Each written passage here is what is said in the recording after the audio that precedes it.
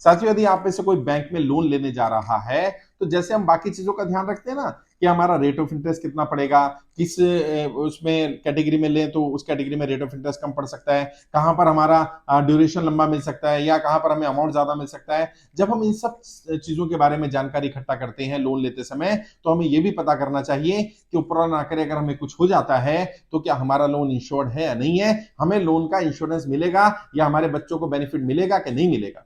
पता करेंगे तो बैंक वाला जरूर बताएगा कि आपका लोन इंश्योर्ड है या नहीं है। अगर वो कहता नहीं है तो आप इंश्योरेंस कराइए। अगर वो कहता है आपका लोन ऑलरेडी इंश्योर्ड है या इंश्योर्ड किया गया है, तो उससे पूछिए क्या ये कंप्लीट इंश्योरेंस है या केवल क्रिटिकल इलनेस डाला गया है, क्या केवल एक्सीडेंटल इंश्योरेंस डाला गया है, या केवल कुछ खास कैटेगरी का इंश्योरेंस दिया गया है।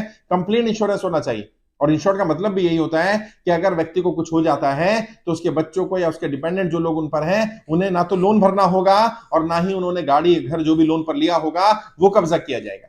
तो जब भी लोन लेने जाए, पर्सनल लोन लेने जाए, क्रेडिट कार्ड का लोन ले, किसान क्रेडिट कार्ड का लोन ले, हाउसिंग लोन ले, एजुकेशन के लिए लोन ले, गाड़ी के लिए लोन ले, किसी तरह का भी लोन लिया हो, हर तरह का लोन इंश्योर्ड होता है, इंश्योर्ड कराना पड़ता है। और आरबीआई की तो गाइडलाइंस है कि जब भी किसी को लोन दिया जाए उसका लोन इंश्योर्ड किया जाए। और बैंक वाले बोलते भी हैं कि आपका लोन हम इंश्योरेंस कर देंगे, और व्यक्ति को लगता है कि इंश्योरेंस कर दिया गया है।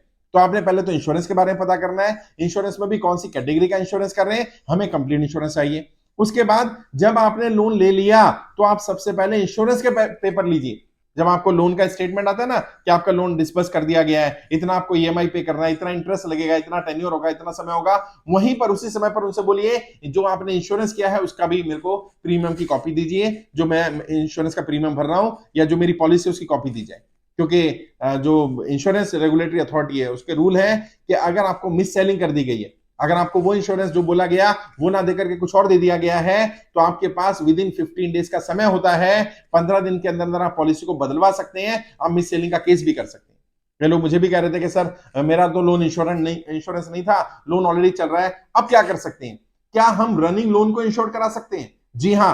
आपका लोन अगर पुराना है और आपने इंश्योरेंस नहीं कराया था या किसी कारण आप इंश्योरेंस कंटिन्यू नहीं कर पाए, अब भी आप कंटिन्यू कर सकते हैं। बैंक में जाकर के बात करिए, बैंक से पूछिए कौन सा इंश्योरेंस किया था, क्यों कंटिन्यू नहीं कर पाए, कितना प्रीमियम था, कौन कौन सी कैटेगरी थी। और जरूरी नहीं है कि उस बैंक से ही जिस कंपनी का इंश्योरेंस बैंक दे रहा है उसी कंपनी से कराना है। आप किसी भी अपनी जान पहचान में जो इंश्योरेंस प्रोवाइड करने वाले लोग हैं उन एजेंट से बात कर सकते हैं कि मेरा ये हाउसिंग लोन चल रहा है, एजुकेशन लोन चल रहा है, गाड़ी का लोन चल रहा है, पर्सनल लोन चल रहा है, किसान क्रेडिट कार्ड का लोन चल रहा है, क्रेडिट कार्ड का पर्सनल लोन मेरा अपना लोन चल रहा है, या किसी तरह का भी लोन है उसका इंश्योरेंस मुझे कराना है। इतना मेरा प्रीमियम जाता है, इतना मेरा अमाउंट है, इतना मेरा प्रिंसिपल है, इतना आउटस्टैंडिंग है, कितना इसका प्रीमियम जाएगा मेरा अगर मैं लोन का इंश्योरेंस कराता हूं। और जैसे मैंने कहा बैंक वाले भी कर सकते हैं अगर आपको बैंक पर ट्रस्ट है, नहीं तो आप किसी भी इंश्योरेंस कंपनी से इंश्योरेंस ले सकते हैं।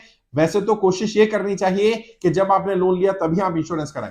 कई बैंकर्स हैं जिन्होंने कमेंट किया था, उन्होंने कहा कि सर हम तो लोगों को बताते हैं कि आपको इंश्योरेंस कराना चाहिए, लोग 1 साल प्रीमियम भरते हैं उसका प्रीमियम भरना बंद कर देते हैं। साथियों, ऐसा नहीं करना है। लोन इंश्योर्ड भी कराइए और उसका प्रीमियम भरिए, बहुत कम अमाउंट जाता है।